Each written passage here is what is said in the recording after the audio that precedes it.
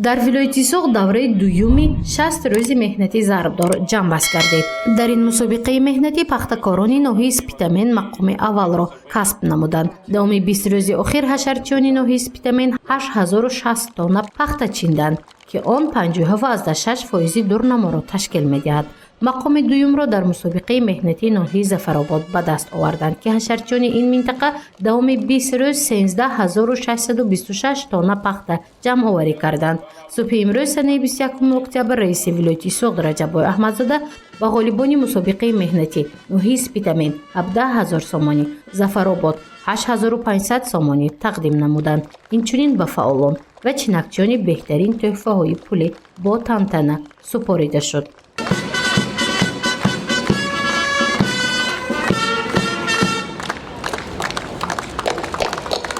дар вилояти Соғд ҳоло чиниши пахта идома дорад. ҳамарӯза 60000 нафар ҳашарчиён ба пахтазори шаҳру ноҳияҳо баромада тиллои сафедро ҷамъоварӣ мекунанд. дар як рӯз 2397.1 тонна пахта чида мешавад ки он 1.8% нақшаи дурнаморо ташкил медиҳад. аз аввали мавсим то ба имрӯз бошад 76% нақшаи дурнамо таъмин шудааст. раиси вилояти Соғд Раҷаббой Аҳмадзода зимни суханронӣ таъкид намуд ки масъулинро зарур аст аз ҳавои мусоид истифода намуда пахтаро беталаф ғунучин намоянд.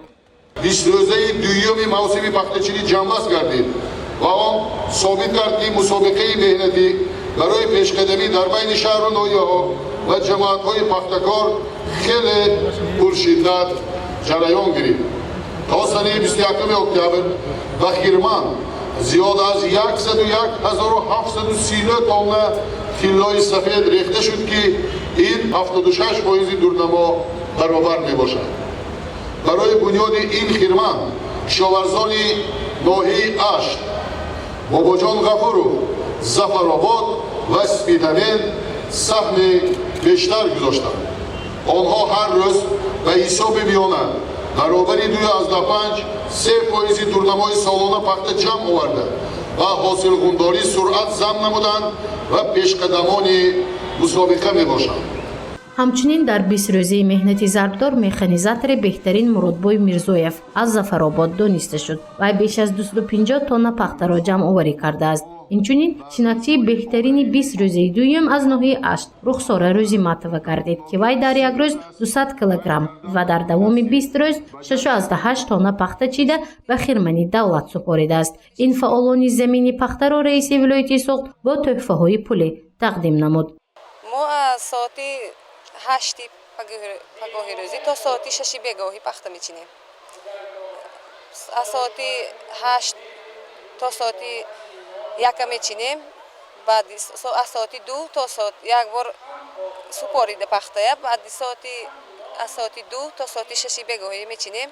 мошин мебиёрад, мебарад, вақтшан пула моя мегирем 1 сомонӣ. дар як рӯз зиёда аз 200 кило пахта мечинам. давоми 20 рӯз ба 6 тонн пахта чиндам.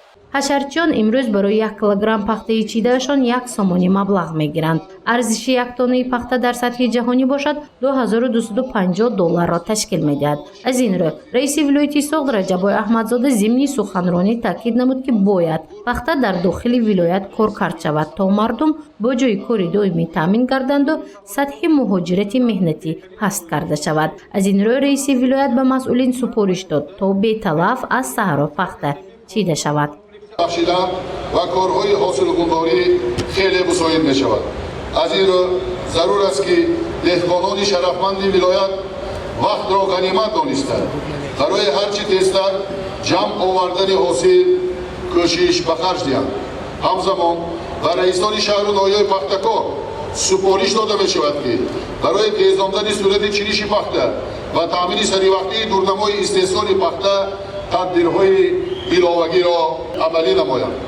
тибқи маълумоти фаврӣ ҳамарӯза дар ҷамъоварии пахта беш аз 6000 нафар саҳмдорону ҳашарчиён иштирок ва наздик 2600 тонна пахта ҷамъ оварда истоданд ки ба ҳисоби меонад ба ҳар як чинакчӣ 44 килограммӣ рост меояд.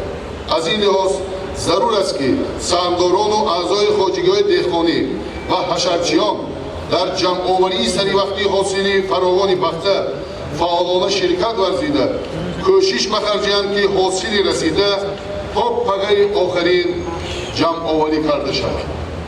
15,000 гектар замини пахтазор дар марҳилаи дуюми чиниши пахта қарор дорад. аз рӯи таҳлили раиси вилояти суғд Раҷаббой Аҳмадзода дар вилояти суғд ҳоло чиниши сеюми пахта оғоз нагардидааст. аз ин рӯ кишоварзони вилоят бовар доранд то пағаи охирин пахтаро ҷамъоварӣ намуда нақшаи дурнаморо таъмин хоҳанд кард. зурши мафнушкурона Наимҷон Аюбов барои барномаи иттилоотии хабар.